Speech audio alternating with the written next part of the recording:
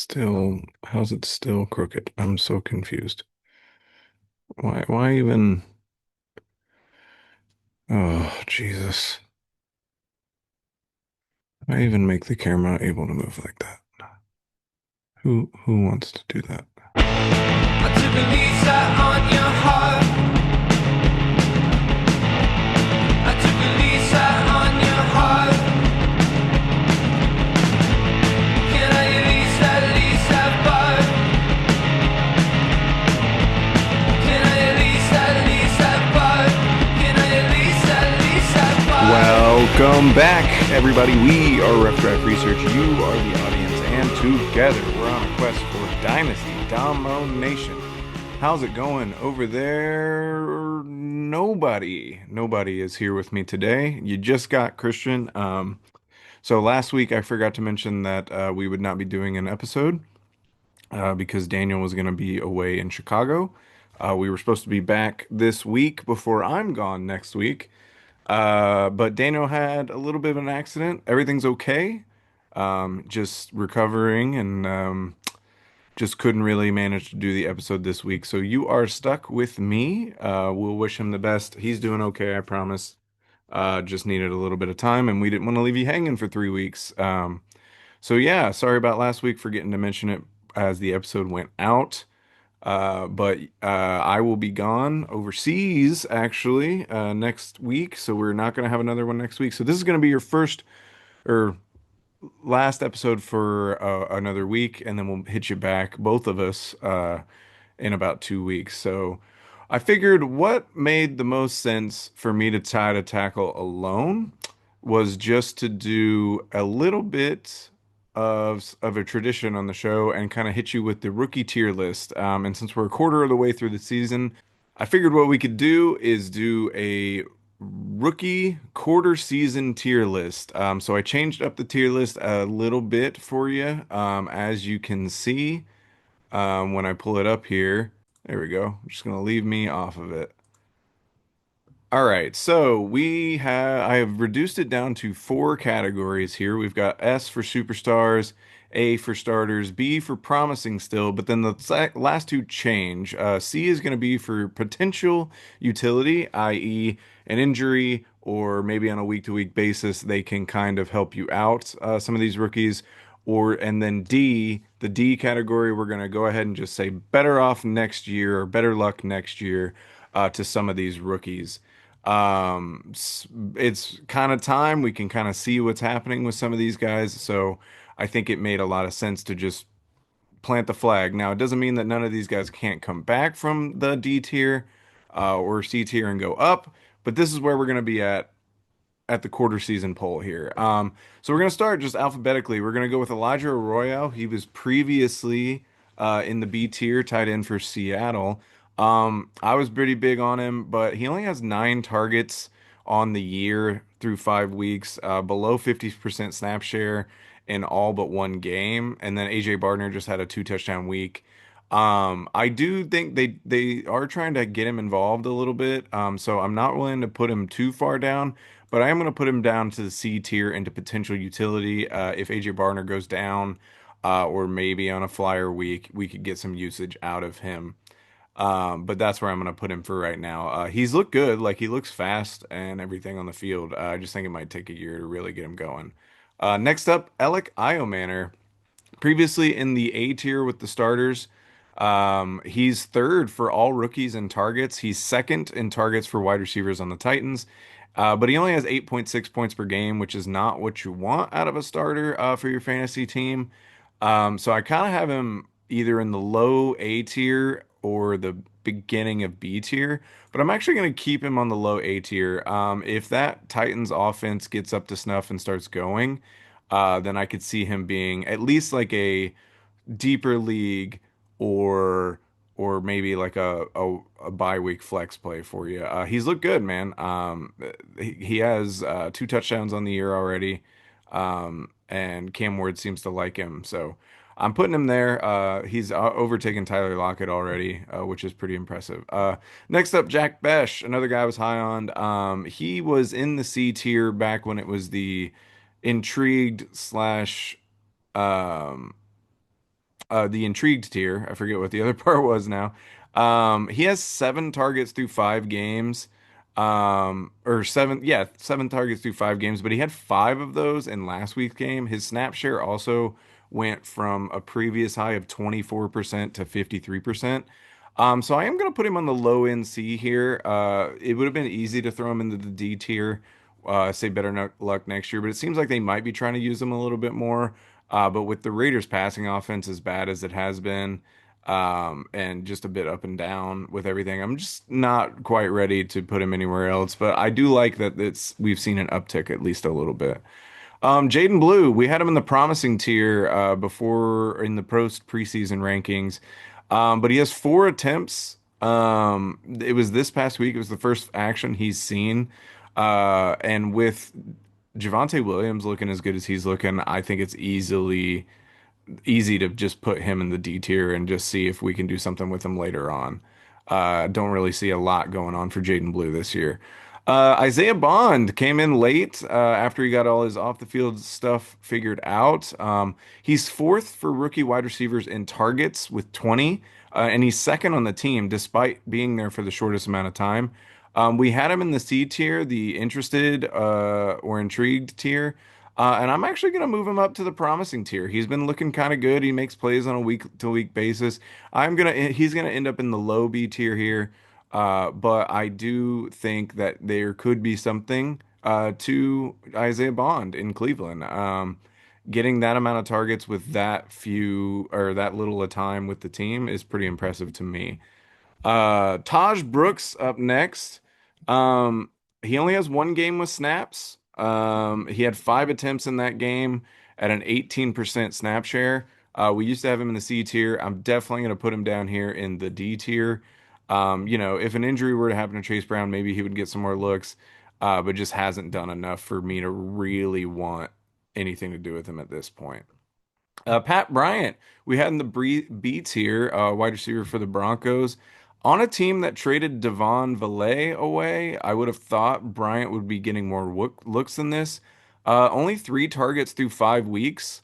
He did have a 54% snap increase, or not increase, but snap share this past week, but he still had 0 targets. So I'm going to throw him here in the D tier. I'm actually going to put him behind both these running backs just because injury to running back, you could see one of these guys come out. Obviously, injured wide receiver too, but just the fact that like they were already kind of low at wide receiver, in my opinion, he fits really well in the D tier to me. I just don't see him kind of popping this year. Luther Burden, the third Chicago Bears wide receiver. We had him in the B tier. He only had 8. He only has 8 targets on the season, less than a 30% snap share in any of his games so far.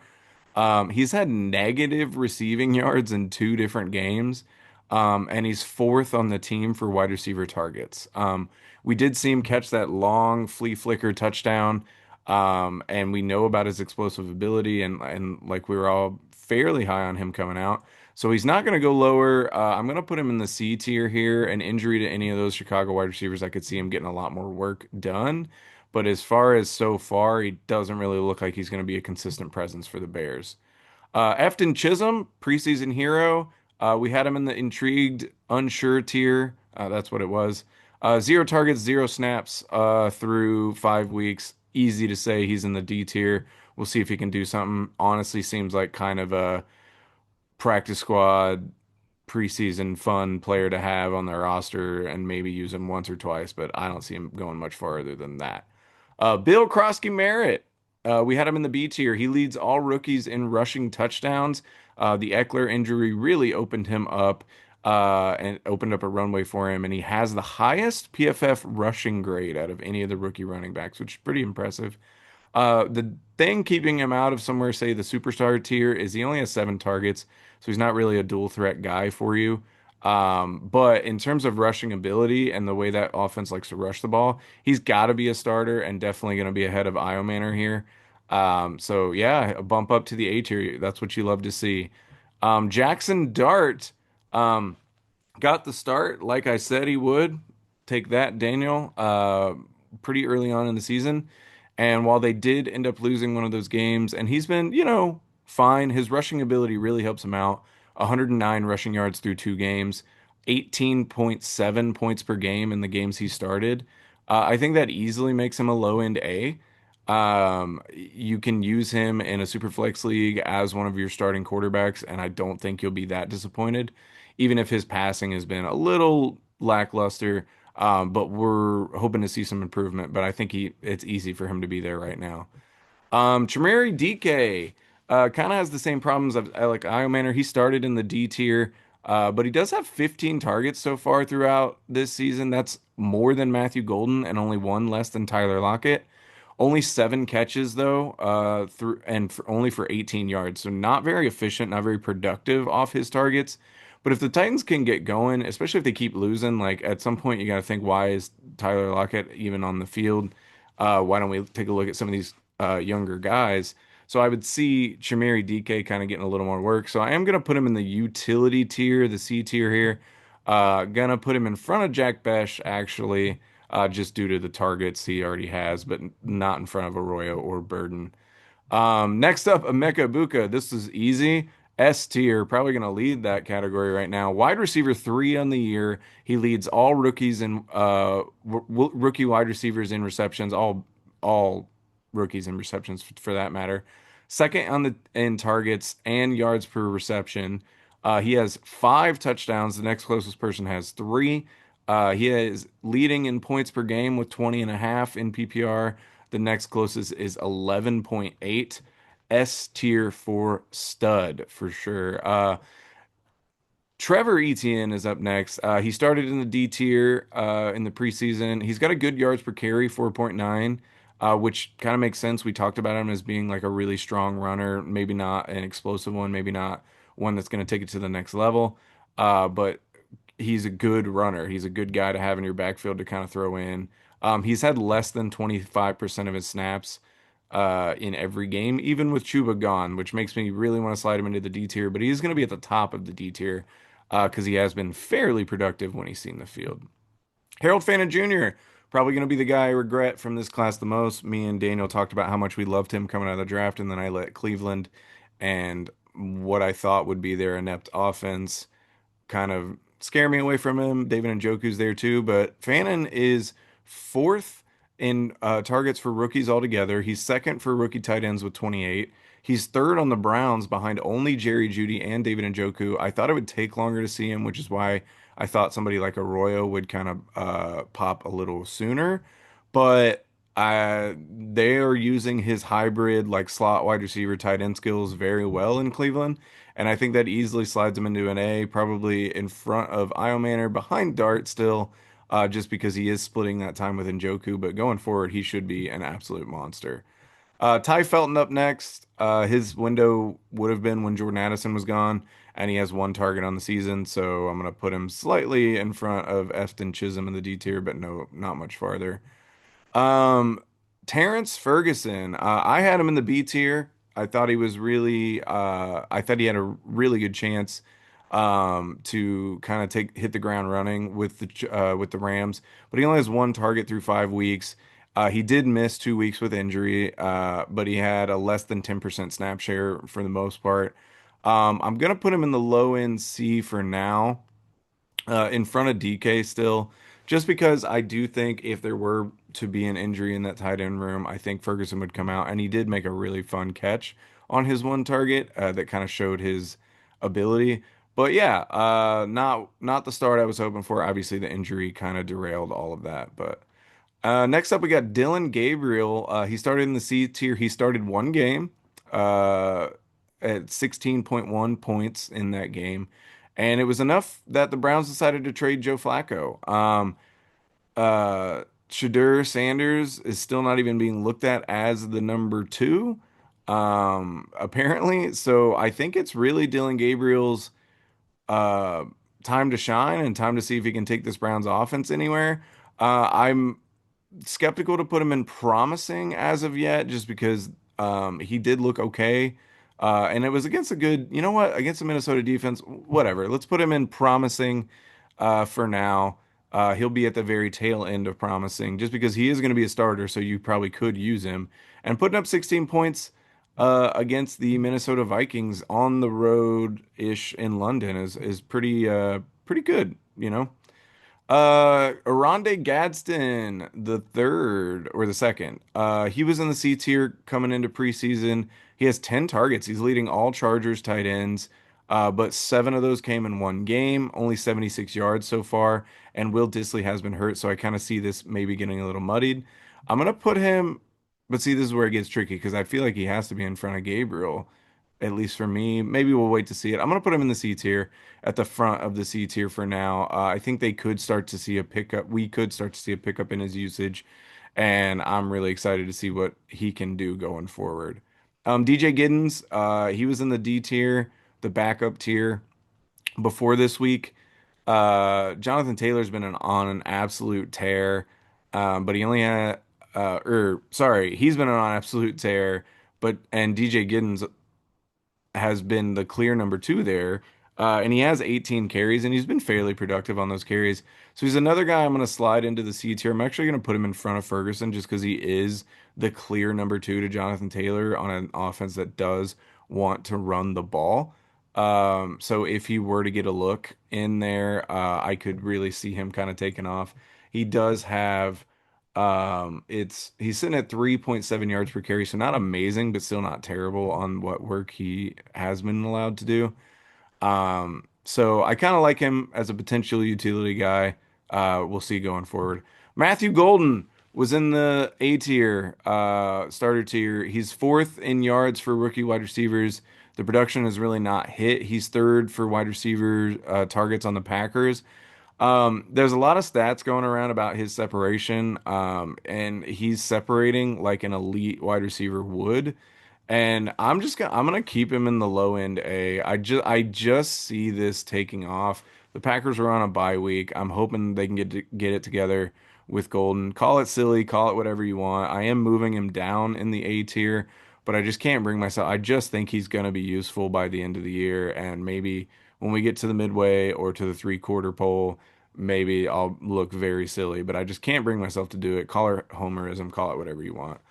Next up we got Ollie Gordon. He was in the B tier. The Dolphins rushing attack has been abysmal so far, and Ollie Gordon only has 2.8 yards per carry. He does clearly have the RB2 role in Miami, but he only has three targets. So Achan is definitely taking up all the passing game work. So I am going to slide Ollie Gordon into the C potential utility tier just because he is a clear number two running back. If you're a clear number two, there's a good chance I'm going to put you in the C tier just because one of these guys could get hurt. You never know. But it hasn't looked super efficient, but that's kind of the Rams as a whole. Or sorry, the Dolphins as a whole. Next up, Amari Hampton. This one is sad. He just got thrown on IR, going to miss at least 4 weeks. But he was starting to heat up, especially with Najee Harris going on IR. 314 yards on 66 attempts, 4.8 a clip. Um, Really, really good. He has the same amount of missed forced tackles as Ashton Genty. I'm keeping him in the S tier for whenever he comes back. It's very sad that he's hurt, but he's looked great. Trey Harris, a guy we had all the way in the B tier. He has 6 targets in 5 weeks. He's fourth in targets behind wide receiver Lad McConkey for the Chargers, and McConkey has 34. So I think it's safe to say we can throw him in the B tier. I'm going to put him in front of Pat Bryant, but behind those running backs there in the D tier, just because you never know if one of those three guys gets hurt. Maybe Herbert can develop a relationship with him, but I'm not holding my breath as of now. RJ Harvey, we had in the starters tier before this season started. He's got a great yards per carry, 4.8. 13 targets is pretty good for him, but he's been below 40% snap share in all but 1 week. Dobbins is out attempting him 77 to 31. Harvey is getting the passing game work though, but it hasn't really hit so far. I'm gonna put him at the front of B tier. I'm gonna knock him down a little bit. That's probably a bit too much. But I just would have liked to see more, and that attempt load is kind of scaring me for Dobbins. Now, Dobbins is gonna potentially get hurt. He does it all the time, so maybe we'll see Harvey step it up. And he has looked good on the ground, so definitely not ruling him out yet. But I'm gonna put him at the front of promising. Gunnar Helm making us look kind of silly. His 13 targets is fourth for rookie tight ends in front of Gadsden, in front of Ferguson, in front of a Loveland, and in front of Arroyo. I think that easily puts him kind of in the C, potential utility tier. If this Titans offense gets rolling, you never know. Maybe he becomes the guy over um, Okonkwo over there. So you never know. But making us look kind of silly and over at RDR. Next up, Travion Henderson, below 4 yards per carry, right at 3.8. Um, isn't amazing, but it's not terrible. Below 50% snap share in every game except week 5. But we just found out that Antonio Gibson is injured and done for the year, so I do expect more time to open up and more space for Travion Henderson. His biggest red flag to me, though, is that he only has 4 missed tackles forced, which is a little worrisome. I would like to see him kind of open up that explosive ability and make some people miss. But I'm gonna leave him in the low end A. Call it a homer pick. Everybody that listens to this knows I was big on Henderson, but I just think with that injury, I think we're gonna see a step up in production. And his production hasn't been awful necessarily. He's sitting at um, 8.4 points per game, so not great, but zero point 0.1 over RJ Harvey, if that helps at all. So next up, Jaden Higgins. We had him in the A tier as a starter. He's fourth on the team in targets with 10, zero red zone looks, even though he does have a touchdown. I think that easily slides him into C tier. I'm going to put him in the front here in front of Gadsden, just because the Houston offense, hopefully with CJ Stroud, he can get it cooking, and Christian Kirk's an injury prone guy. But yeah, Higgins is not taking off as fast as we wanted him to. Torrey Horton, we put him in the promising tier. He's third on the targets for the Seahawks, second in receiving touchdowns for all rookie wide receivers. I do think for 2025 he's going to be boom or bust, but it's a promising start on a team with an ancient Cooper Cup. So I am going to put him in the B tier. I'm going to put him in front of Isaiah Bond, actually. I think Torrey Horton was looking really good. Jarquez Hunter up next. He was in the C tier. He has now had 0 snaps. So we're gonna put him down here with the likes of Ty Felton and Efton Chisholm. Blake Corum and Kyron Williams are taking up all the running for the Rams. So not what you want to see. Travis Hunter, he was in the S tier. I mentioned it on another episode that I felt like I probably should have said in preseason we should take him out of the S tier and put him in the A tier. And that's exactly what I'm going to do here. He's second on the team for the Jaguars in targets, but he has the fifth lowest PFF grade out of our 25 rookie receivers we're going to talk about today. It seems forced at times. They're like kind of just really, really, really trying to get him the ball, however they can, and that shows off his 9.1 yards per reception, which is on the lower end for some of these guys, especially ones with the heavy target load like he has. He does show off his skills and his incredible ball skills that he has. Made an awesome catch against the Chiefs. So I do still have him in A tier. I'm gonna put him just above Matthew Golden for now, just because the talent level was there. But you never know. It just hasn't worked so far. So I think this is fine. The Jags offense is just a little frustrating to me. Jordan James hasn't played all year, unfortunately, due to injury. We're going to slide him into the D tier. Hopefully, he can get healthy. Ashton Genty, I'm going to put just behind Emeka Ibuka in the S tier. He's had a rough go of it with the Raiders offensive line, and everyone just kind of keying in on him. But he had an amazing game where he had 3 touchdowns. They're using him in the pass game. He's making people miss. He has 22 forced missed tackles, I believe it was. So he's still doing his thing. It's taken a little longer than maybe we expected for a 6 overall pick, but he's clearly still in the S tier. He's a top 12 running back, I believe, right now. So next up, Caleb Johnson. We slid down to the promising tier. Just some stuff seemed weird, and oh my goodness, so far it's been abysmal. 2.6 yards per attempt when he does see the field, doesn't see it very often. I'm gonna put him in the D tier. I'm gonna put him in the very beginning of the D tier because I still like Caleb Johnson and his talent going forward. But geez, it's been a rough start for the kid, and I don't see it getting any better for 2025.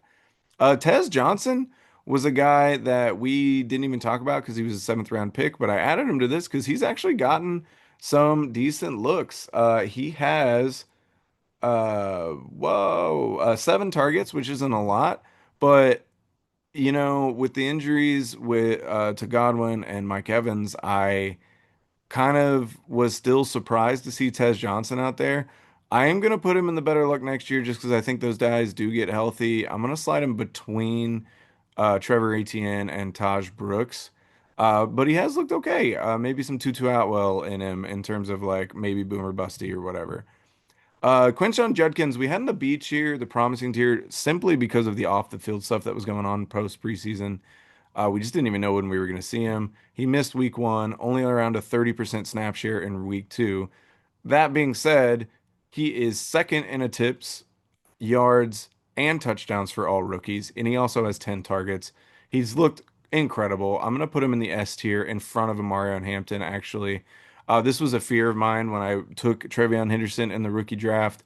It seemed like Judkins could come in and immediately be a bell cow for a team that loves to run the ball in Cleveland, and he has taken that role and not letting it go since he showed up. And I think he looks incredible. So I'm going to put him in the S tier.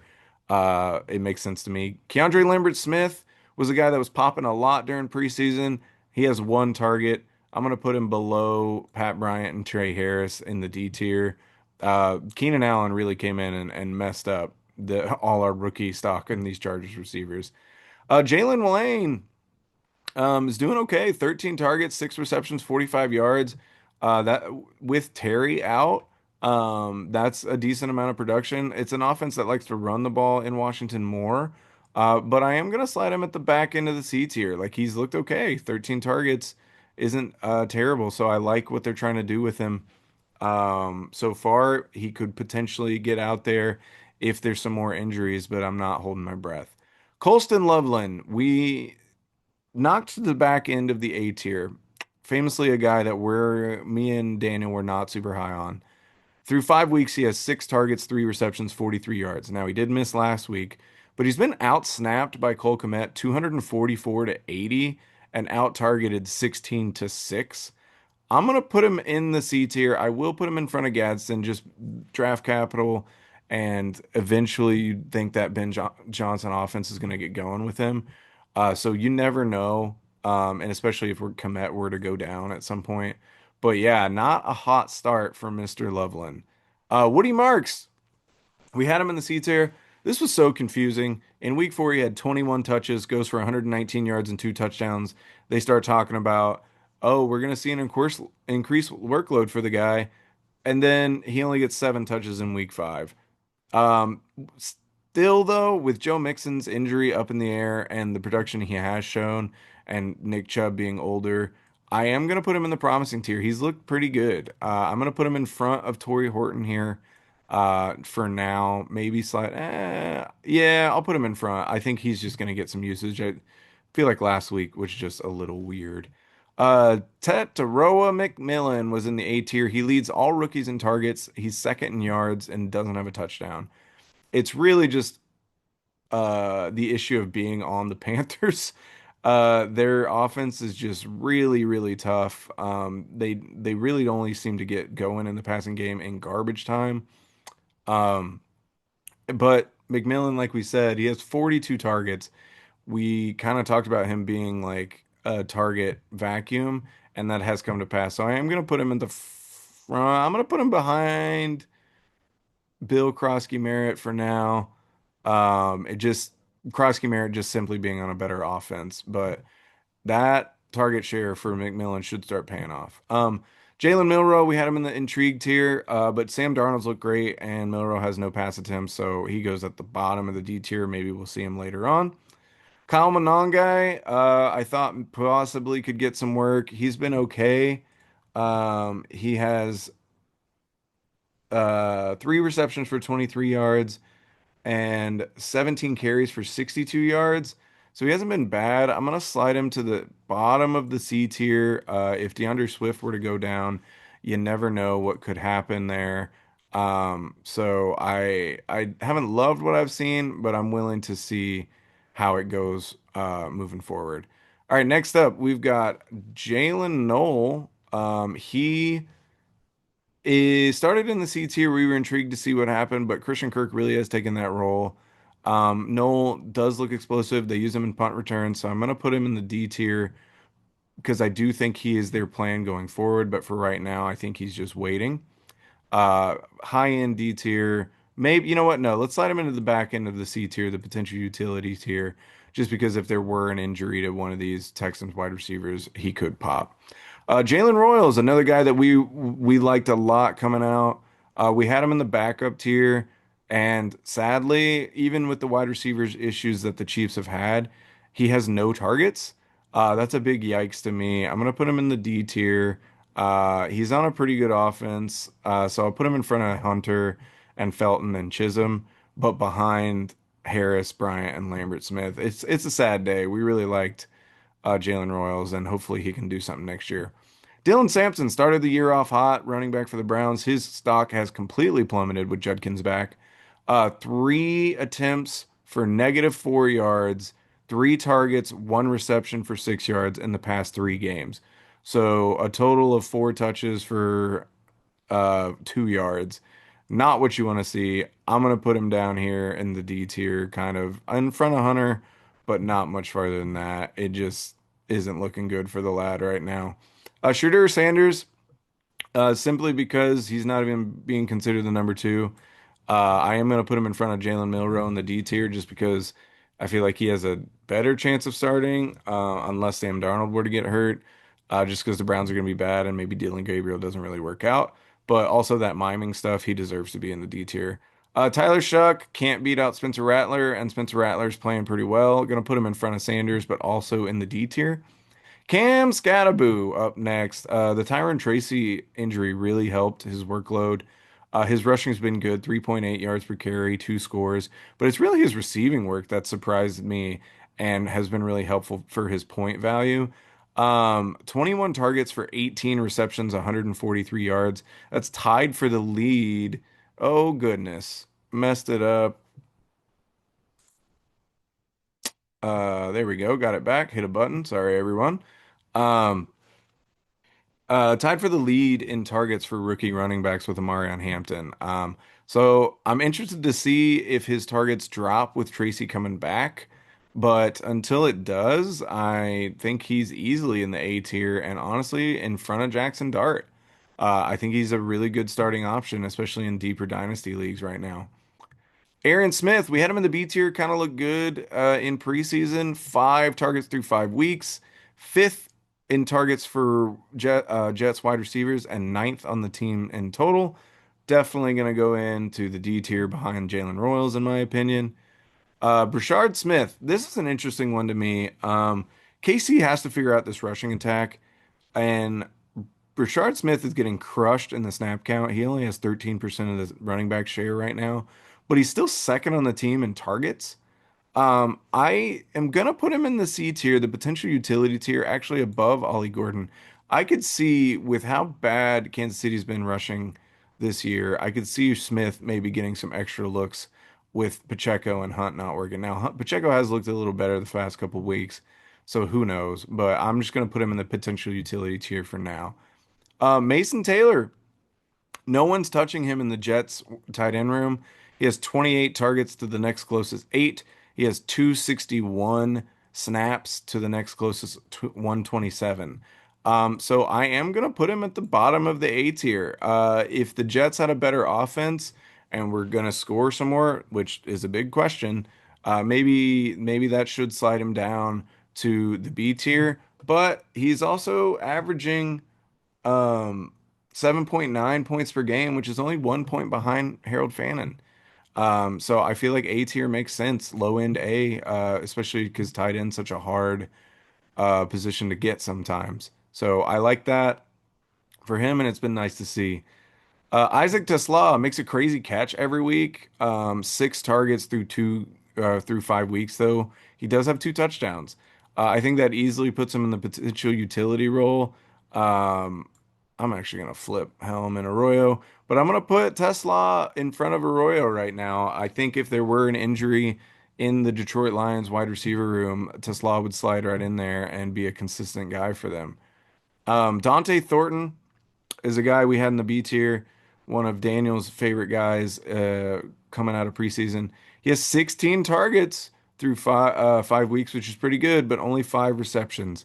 He kind of, I kind of said it. These big, tall, fast guys always look really good in camp, but when you get them on the field, it seems like they're not as easy to get involved. But he does have 18.8 yards per reception. It's just this Raiders passing game is really tough. I'm just gonna bump him down one tier next to Luther Burden, Isaac Tesla. I think that makes sense with how bad the Raiders are on offense, but I still see the utility that he could potentially have. Bishul Tootin, we had in the B tier, the promising tier. He's getting work with Take Bisbee gone, but the ATN revival has really hurt him. So I am going to put him in the C tier. I'm going to put him kind of next to Gadsden and Loveland though, because I do think if ETN were to go down, he's the clear two there and would get some work. And he has looked good when he is getting work. Cam Ward we had in the starters tier just because he simply was a starter.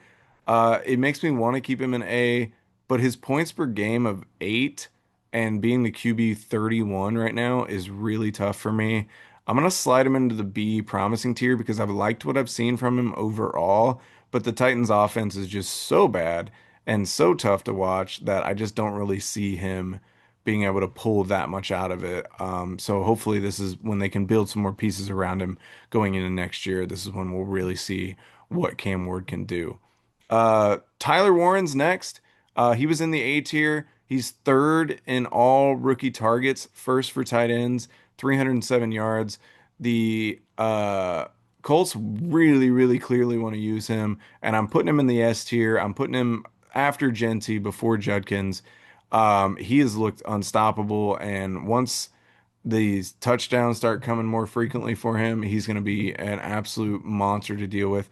13.3 points per game for a rookie tight end is pretty good. And he's sitting at the tight end 3 right now. Jordan Watkins, San Francisco wide receiver, hasn't played, so we're going to put him in the D tier as well. Actually, we're going to slide both him and Jordan James after all these quarterbacks because they just haven't played yet, poor guys.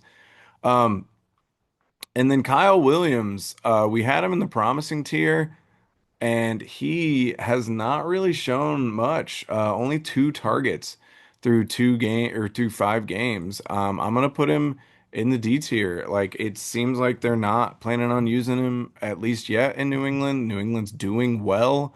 And Stephon Diggs has really taken that number 1 role, and I know a lot of us thought maybe Kyle Williams could be that guy, but it is not looking that way so far. And then finally, Savion Williams gets some cute plays going his way. He's fun to watch, but I just don't see him doing much in terms of fantasy. He might have a fun player or two that could get him some spot week points, but I'm gonna put him in the D tier for now. It's hard to put him anywhere else with the amount of receivers that the Packers have. So there you have it. That is my quarter season rookie tier list. I'll go through it real quick. I know I've been talking fast. I didn't want to take up too much of your time with just my boring voice. It's weird without Daniel here as well. But I will run through this real quick for you, and then I will let you guys enjoy the rest of the next couple weeks while we kind of recover and are overseas. But our S tier quarter season poll, Emeka Ibuka, Ashton Genty, Tyler Warren, Quinshon Judkins, Amarian Hampton. The starter tier, Bill Krosky Merritt, Tet McMillan, Cam Scattaboo, Jackson Dart, Harold Fannin, Travis Hunter, Matthew Golden, Alec Iomanner, Travion Henderson, Mason Taylor. B, the promising tier, we've got Cam Ward, RJ Harvey, Woody Marks, Torrey Horton, Isaiah Bond, and Dylan Gabriel. A couple of Browns making the back end of that list. That's good for them. C, the potential utility tier, we've got Jaden Higgins, Colston Loveland, Bayshul Tootin, Oronde Gadsden the third, second, sorry, Luther Burden, the second, Dante Thornton Jr., Isaac Tesla, Elijah Arroyo, Gunnar Helm, DJ Giddens, Terrence Ferguson, Chameri DK, Brashard Smith, Ollie Gordon, Jack Besh, Jalen Lane, Jalen Noel, or Jalen Noel, and then Kyle Monongai. And D tier, the tier you don't want to be in, and hopefully some of these guys can claw their way out of it. But the better luck next year tier, we got Caleb Johnson, Kyle Williams, Trevor Etienne, Tez Johnson, Taj Brooks, Jaden Blue, Trey Harris, Pat Bryant, Keandre Lambert Smith, Jalen Royals, Savion Williams, Arian Smith, Dylan Sampson, Jarquez Hunter, Ty Felton, Efton Chisholm, Tyler Shuck, Shadur Sanders, Jalen Milrow, Jordan James, and Jordan Watkins. So there you have it. Let me have it in the comments. Tell me how wrong I am, or if you agree with me, let me know. You can still go to tiermaker.com and make your own list of this and send it to me. See what we agree on, see what we disagree on. But until then, we've been Rough Draft Research. You've been the audience, and we'll see you next time.